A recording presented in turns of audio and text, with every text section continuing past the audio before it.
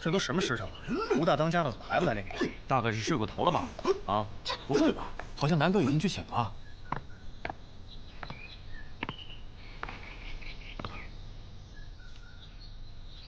当家的，当家的，天亮了，该出来练功了。当家的，当家的。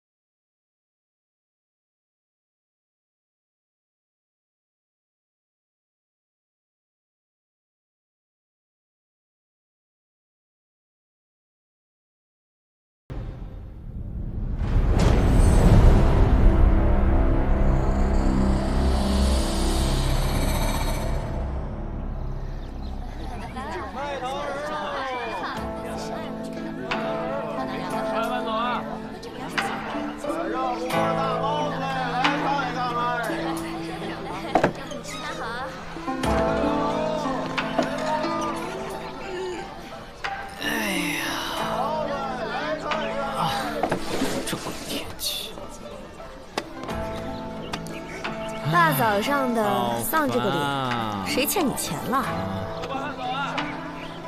每天晚睡早起，干不完的活比驴还累。累就抽一袋呗。不良嗜好。不良嗜好，架不住老娘乐意呀。到底怎么了？还不是因为这帮无聊的官差，揪着别人的小小嗜好不放。 上街变个戏法，观众被吓晕，能怪我啊？搞得我现在在长安城也不能自由出入了。那就好好干活。干着呢，老板娘。钱没赚着，还落一案底，倒霉。找李治了？切，他铁面无私又小气，怎么可能帮我？你帮了他那么多次，就这点事儿。 他随便打个招呼就能消了。好，那就找他。想到他那得意洋洋的鬼样子就烦。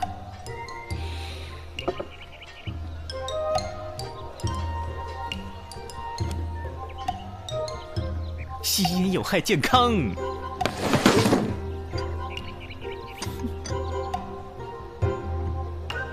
老娘抽水烟。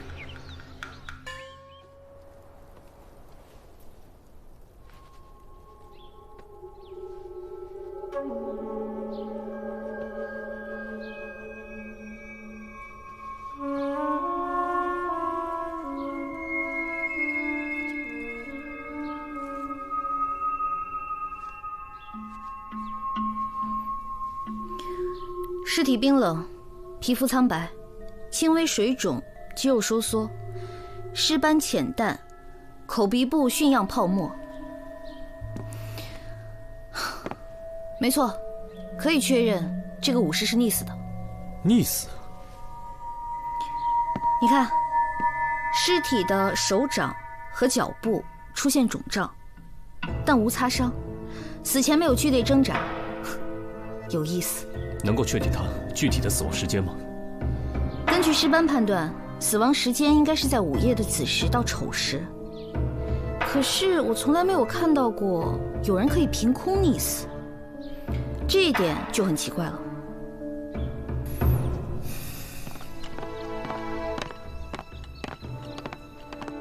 李少卿，人证带到。小人周南见过李少卿。你是昨晚最后一个见到胡毅的。啊，回官人，是的。昨晚是我伺候当家的睡下后离开的。当时什么时辰？啊，是夜里子时。昨晚可有什么异常吗？没有。哦，除了昨晚当家的有一点暴躁。暴躁？对，其实这几日当家的都有一些暴躁，也不知道是谁得罪了他。后来早上也是你发现了尸体？哦，是的，当家的要我每天早上喊他起来练功，大家一起练。平时我在门外一喊他，他就会应一声。可是今天我喊了很久都没有应我，所以我就推门进来了。我才发现他被淹死在床上了。你怎么知道他是淹死的？他那个样子还不明显吗？我从小在河边长大的，浮尸也见过不少，就是他这个样子的。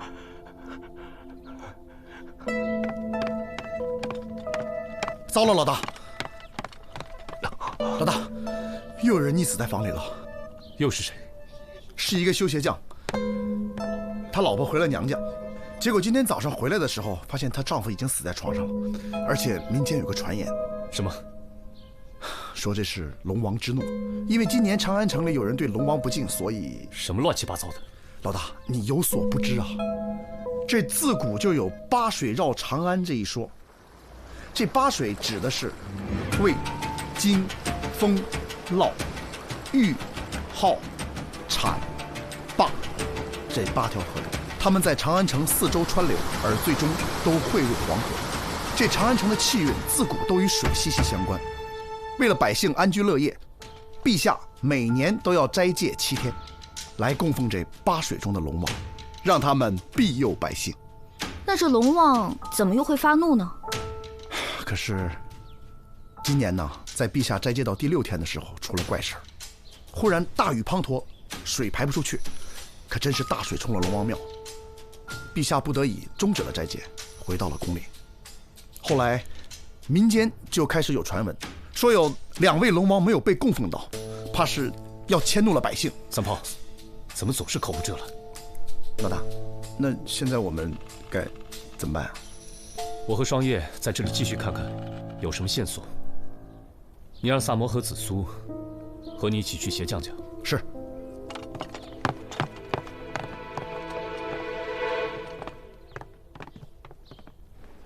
哎，就这儿啊！大概就是这样。现在民间流言四起，棘手得很，咱们还是赶紧破案吧。我明白了，你是说这2起案件是同时发生的？很有可能啊，但是没有办法准确的预估他们的死亡时间，所以说不准。哎，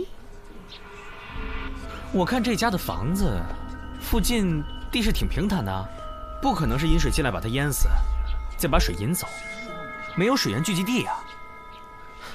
而且这房子背靠青山，前有暗山，中有明堂，按说风水不错呀。那姑且就像你说的那样，通过引水来把它给杀了。可房中只有床褥有水，其他家具都没有被水泡过的痕迹。这是怎么做到的呢？我们觉得是有人把它在水里溺死之后再放到床上，所以只有床上有水。你们在这儿聊什么呢？进去看现场。走吧。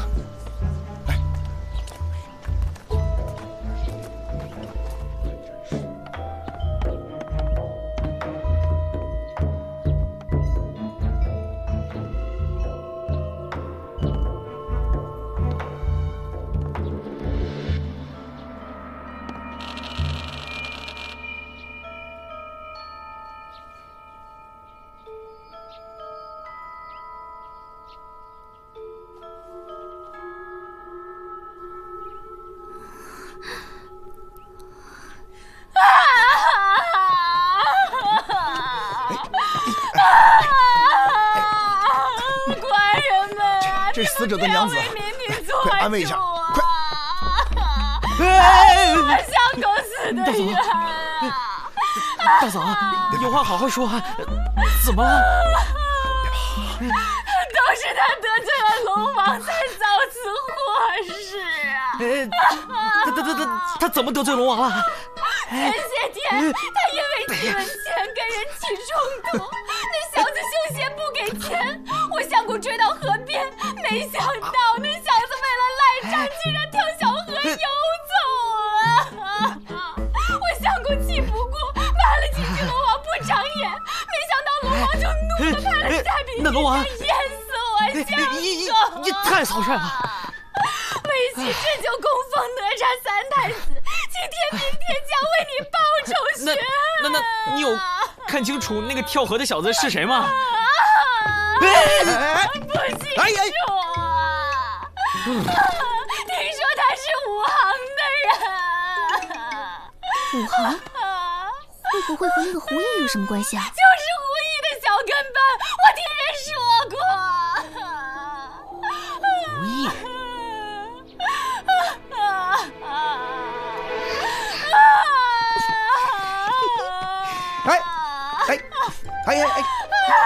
就是胡毅的那个小跟班，我听说过。看账本，醒了。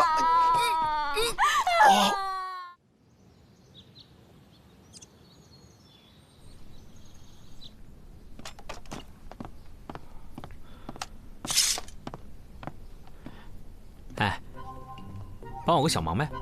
不用还价了，免费行了吧？说吧。我呢，之前在长安呢，有一点小小的错误。非法演出啊？哎，你说那官府非得抓着我不放，那么较真儿，搞得我都不能自由出入长安，所以案子破了，我帮你摆平。一言为定。嗯。那我们说说吧，你之前见过那个跟班吗？见过，他一直跟随胡毅学武，晚上就住在胡府。哦，那当天晚上他也住在胡府吗？对，是他伺候胡毅睡下的。早上呢，胡毅的尸体也是他发现的。要真是他，这一个晚上两边跑，也不嫌累吗？所以这个人呐，还得信命。命当如此，想逃你都逃不了啊！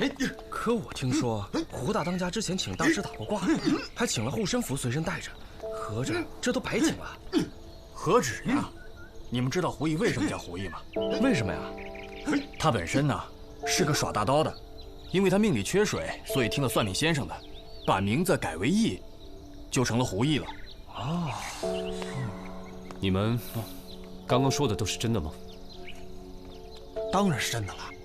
这个胡武师啊，之前有人说过他八字轻，后来他不信，结果啊总遇到这些个邪门的事儿。后来他找算命先生算，算命先生说他八字奇特，好像叫什么什么格来着。他命里缺什么，但是又怕什么，总之是跟水过不去，所以最后还是死于水中了，敌不过命啊！哎，练吧练吧练吧，走吧走吧。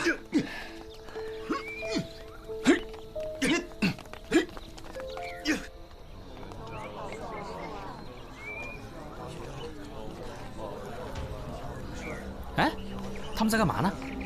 拜龙王。看来之前水冲龙王庙之事余波未了，明月促生。保佑啊，龙王保佑啊！哎，大哥，你们这是在干嘛？这你都不知道啊？最近长安城里刚死了2个人，好像都是被龙王给淹死的。那和你们有什么关系啊？大水冲了龙王庙，我们怕龙王迁怒，得赶紧献上祭品，以保周全呐。什么人在做这些事？哎，这么大的祭拜仪式都是长安城那些大富人家出钱安排的，反正我们这些小老百姓就跟着做就好了。哎，快，跟我们一起拜拜。不用了，不用了。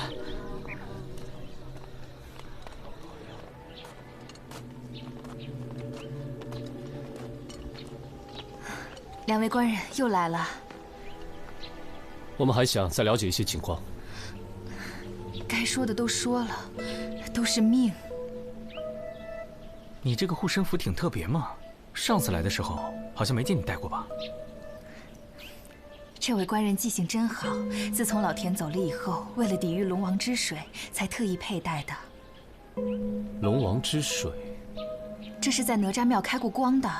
龙王再来，自有三太子剥他的皮，抽他的龙筋。啊，两位官人，进来说话吧。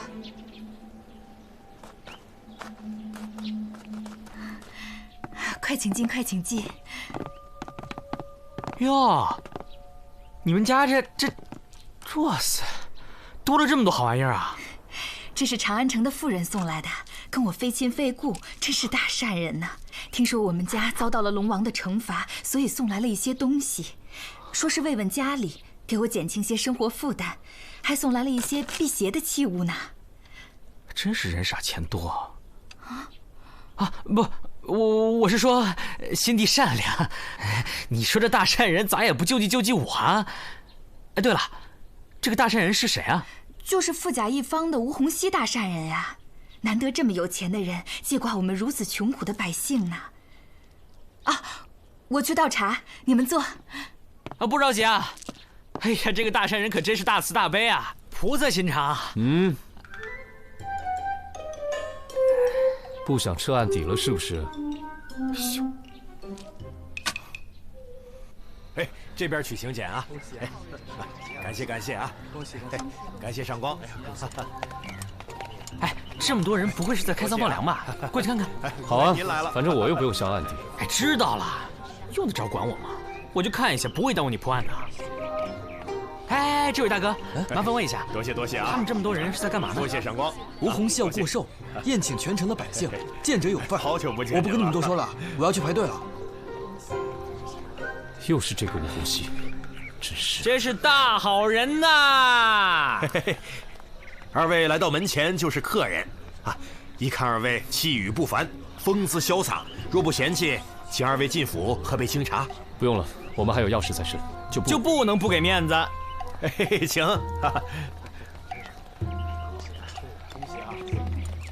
正所谓呢，山管人丁，水管财。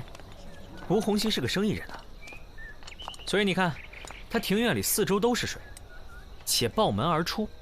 如今呢，这活水被阻拦了，变成了死水，所以说这财呢就出不去也进不来，只能困于这死水当中，财气尽断。你看池水都变黑了，想必呢是近日的传闻。吴洪熙怕这么大的池子容易招来水的祸事，所以把这活水都给阻断了。吴洪熙还信这些？不懂了吧？现在这有钱人呐，都相信什么财运呐、风水啊什么的。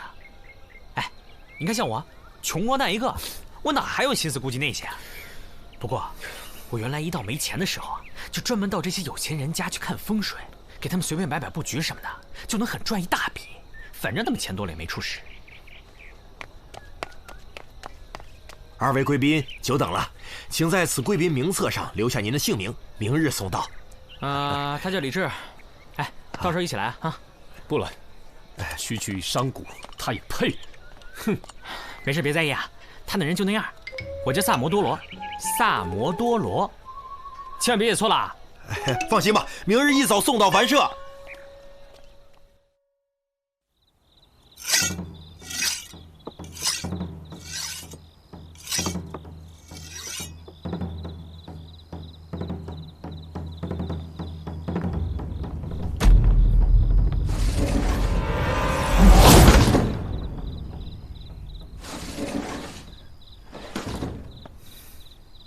身手不错嘛。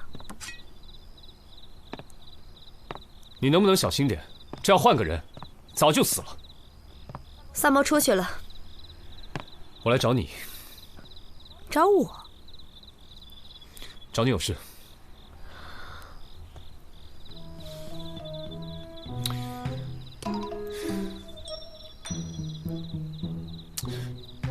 这个案子，萨摩说免费。他说免，我可没说免。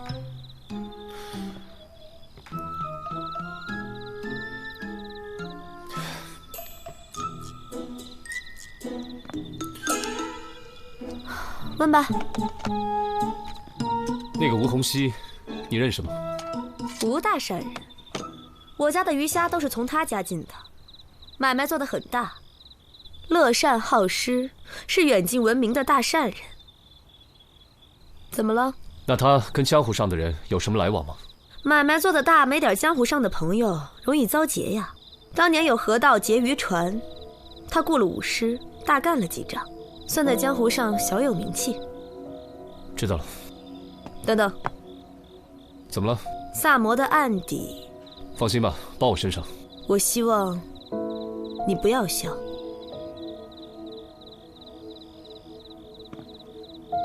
为什么？他在这儿，我还能保他周全；可要是出了长安，我也救不了他。你也不希望他出什么事吧？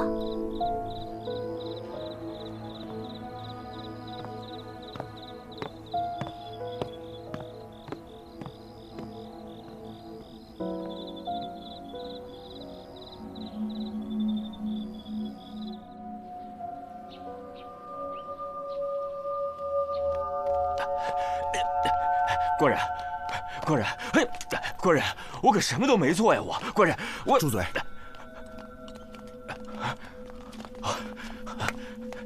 小人见过官人。三炮，这怎么回事？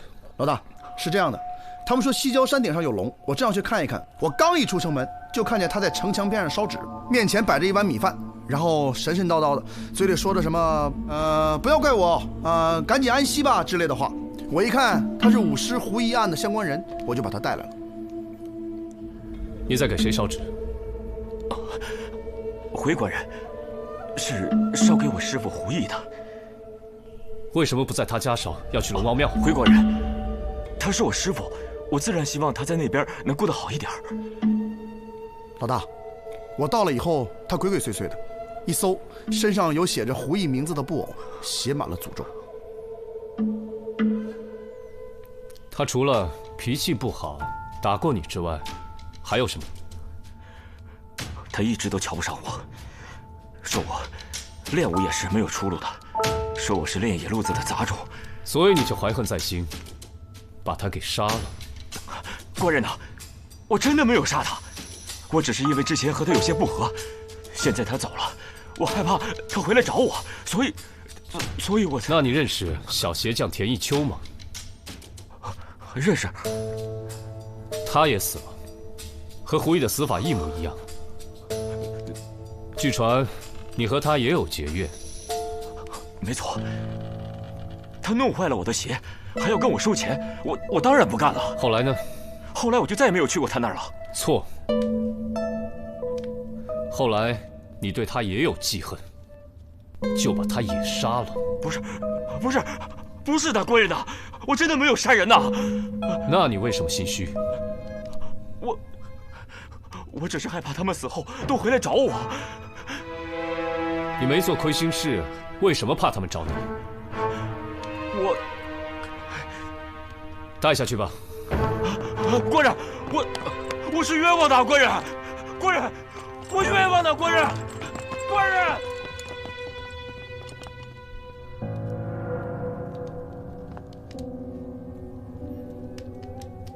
现在就说周南是凶手，会不会太草率？怎么了？胡毅跟田一秋都死在同一个晚上，而且死亡时间也相差无几。如果凶手真是周南的话，他怎么可能在同一时间，在两个相隔甚远的地方，杀死两个健壮的男子呢？如果有同伙的话，那也不难做到。所以就需要我们再详细的调查一下。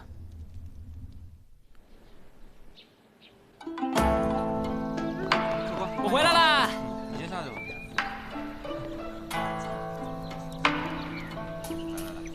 事儿办成了吗？哼，只要我把这个龙王杀人案破了，李治分分钟帮我摆平。那案子现在破了吗？客官您的菜。这个嘛，我饿了，有吃的吗？就知道吃。请问哪位是摩多罗萨？请问哪位是萨多罗？哪位是多罗罗？您的酒。萨摩多罗好吗？啊，不好意思啊，这请柬上写的确实是萨摩多罗。请柬？我家主人请萨摩先生2日后准时赴宴。好吧，原谅你了。啊，不过你要记住我的名字，萨摩多罗。萨摩多。走走走。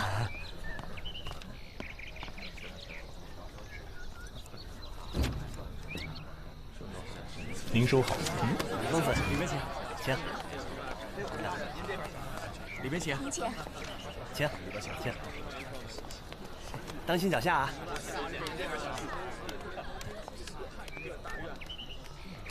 您请。对了，你往这走。哎，你们这儿的风水很特别啊！哦，主人请风水先生过来看过，说是财要旺就得这样摆，这样的话吴府的财运才会源源不断。哼。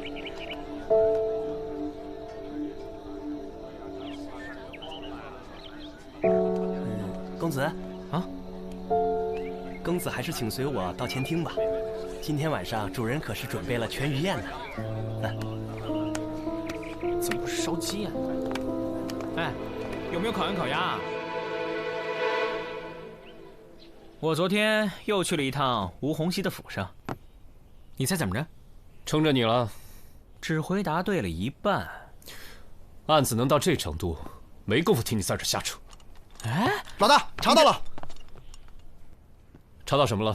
这个周南啊，因为从小在水边生活，所以他水性极好。切，水性不好，敢跳到河里去游泳啊？你别打岔啊！而且有人看到啊，他总在河里游泳，几乎每天都不间断，冬天都敢往冰河里跳。接着说。他对这2个人如果积怨很深的话，他可以给这2个人下蒙汗药，然后把他们2个拖到水中溺死之后，再拖回床上。这会儿呢，药效也过去了，尸检也检不出什么。这样等到第2天早上，有人发现，这不就完了吗？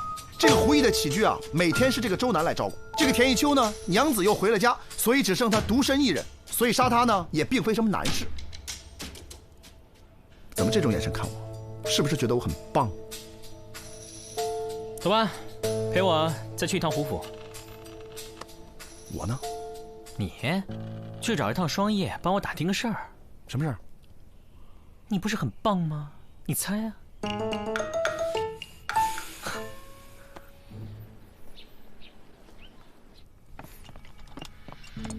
你还记不记得当时现场的情形？大致记得。当时是不是水积满他的被褥，连床边的地上也有水？没错。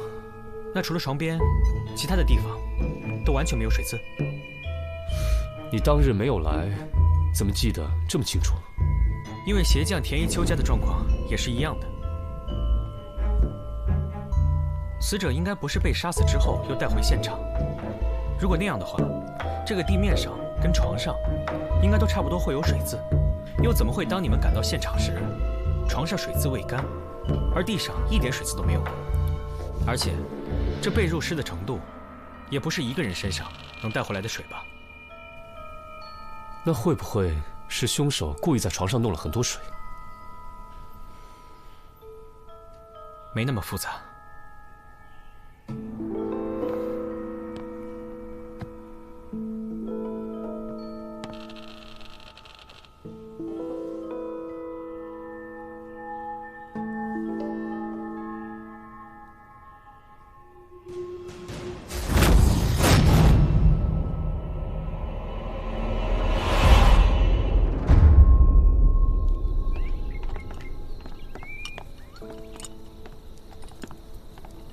哎，怎么？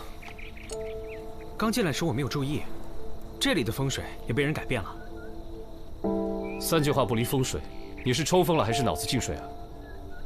这些东西看似摆得不经意，实际上却悄悄地布了一个局。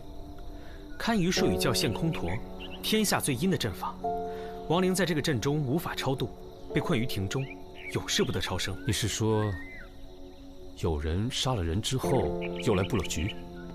哎，打听一下，这些东西都是谁摆放的？哦，都是胡师傅生前的好友送的。还有那个姓吴的大善人送来一些东西，都是随意的堆放在这儿的。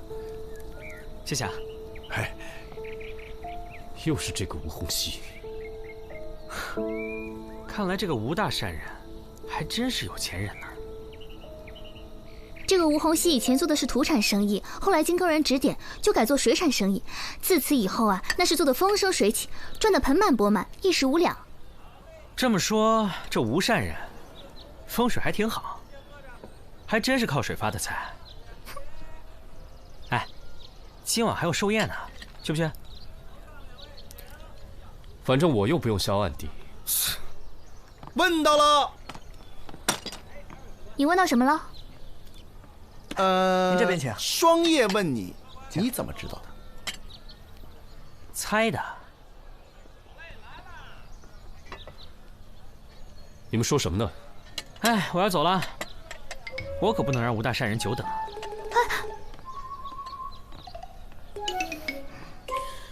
哎，说什么呢？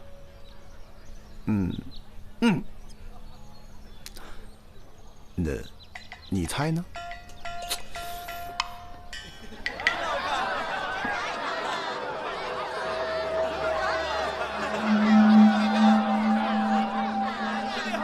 哎呦，真厉害！这么热的天，从哪儿弄来的大冰块？可不是嘛，大人，大户人家真会享受。这季节的冰块比黄金还贵呢。哎呀，走，往那边看。恭喜吴大善人！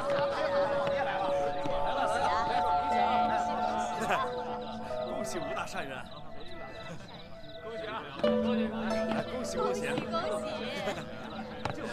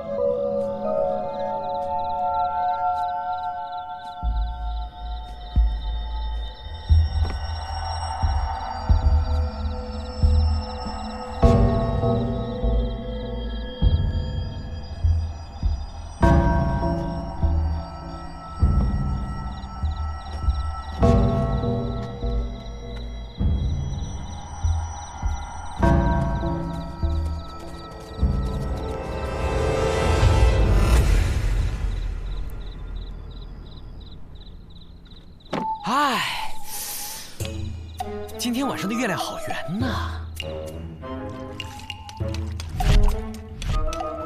哎，我是客人，你们就这么对待客人啊？来人呐！救命啊！有僵尸啊！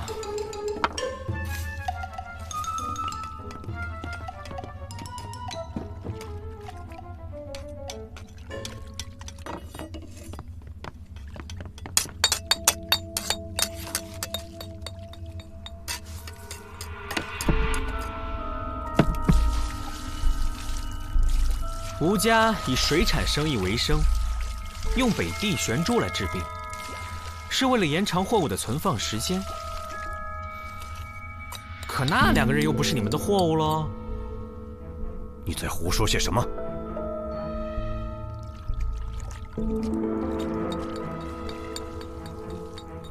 所以，所谓的龙王之怒只是个幌子。想要把人凭空溺死的话，还要靠冰。每个死者的床上都有一滩水渍，四肢浮肿，很容易让人想到溺死。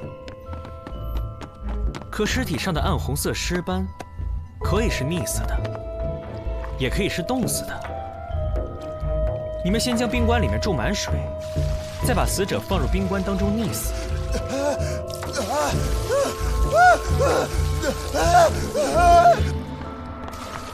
然后你们就离开了。冰化之后，自然床上只会留下一滩水渍，看上去就像是龙王的诅咒。起初我想不通，带着能把人装进去的大冰棺走来走去的话，不是很引人注目吗？可是如果是冰板就不同了，你们只需要把冰板带到死者的家中，然后在连接的地方倒上冰水，冰板很快就可以组装成一个大冰柜。再加上死者都是一个人在家中，很难有人发现你们的踪迹哦。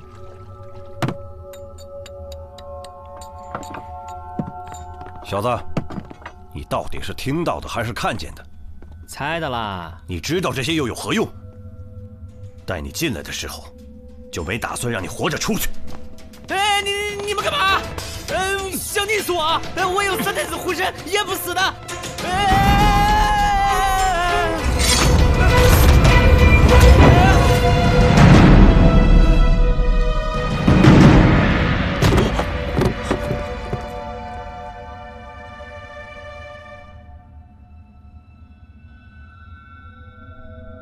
哎，干嘛装模作样耍那个帅啊？还不快来救我啊！命都要没了，话还那么多。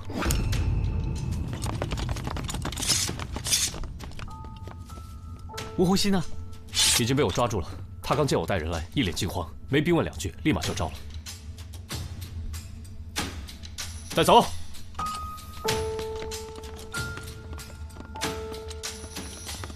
哼。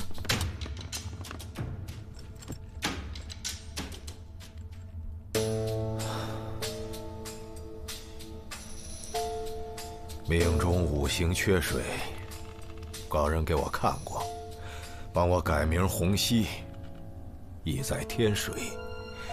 可是他说我命中有一个死劫，是难以躲过的，除非以特别的方法来换命。什么特别的方法？养傀儡。他说让我找几个不同命格的人，以水溺死，再取其魂魄，经过修炼，借此道法，就能改变我的命格。所以，胡毅和田一秋，就是你挑选的人。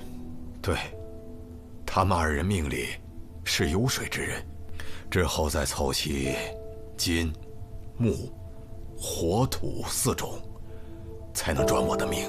如果案子没破的话，你还要再杀8个人。说的是啊。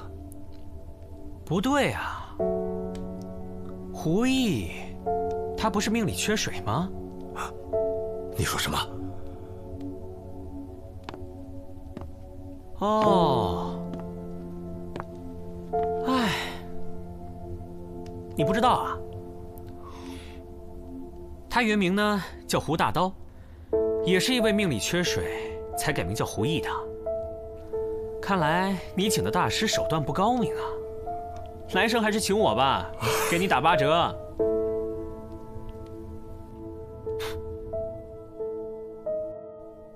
你上次说哪几个东西是局啊？这个，那边那假山，还有那个东西，还有门口那棵老槐树。三炮，是。你怎么会突然想到来破坏这个阵法？那些死者，总不能让他们的亡灵一直困于此地吧？你还相信这些啊？你是抽风了还是脑子进水啊？好好说话。等会儿，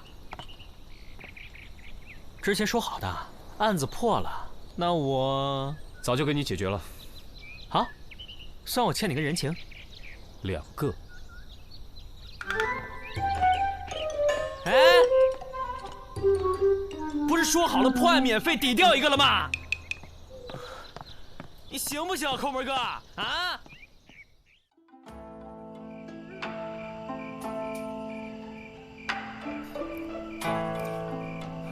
伙计，酒没了。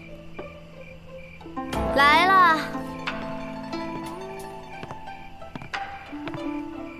你怎么还没睡啊？客人都没睡，我怎么敢睡呀？来，我私人的珍藏——古井烧春，酿造3年，窖藏5年，真的是好酒，怎么喝都不上头。算了，烧刀子就行。您的好酒，我喝不起。免费送你。那更不能喝了。为什么？您的案底，我是真消不了。我有什么案底？什么案底？你说清楚。人证、物证有吗？说清楚，我马上跟你走。你急什么呀？我什么时候说要抓你了？李少卿，咱们相识这么久了，我的为人，你应该很清楚了。当然，承蒙你和萨摩鼎力相助，才让大理寺屡破大案，名震朝野。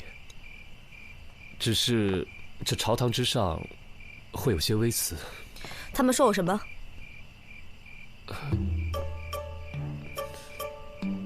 他们说我们俩有什么？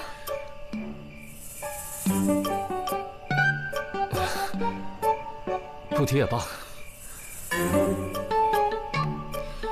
你给我说明白了啊！不说明白，你今晚别想走。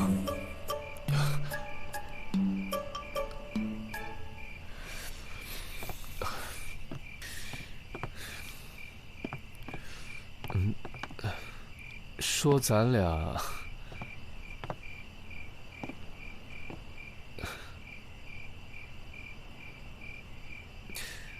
有私情。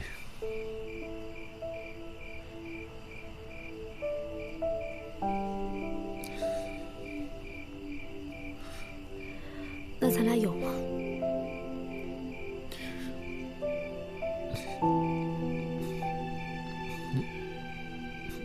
没有吧？那你有吗？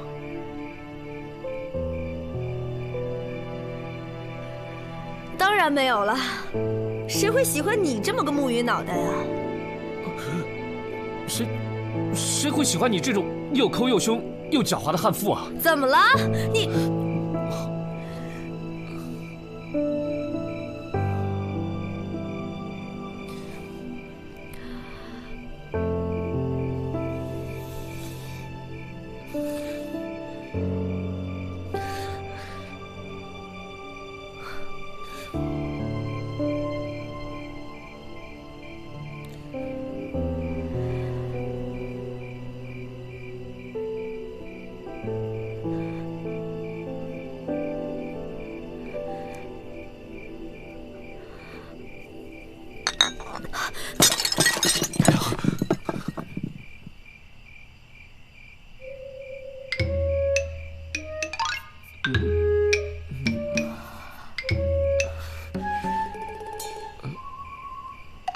这个你碰掉的，不，那个我下月领了薪水，我一定会还。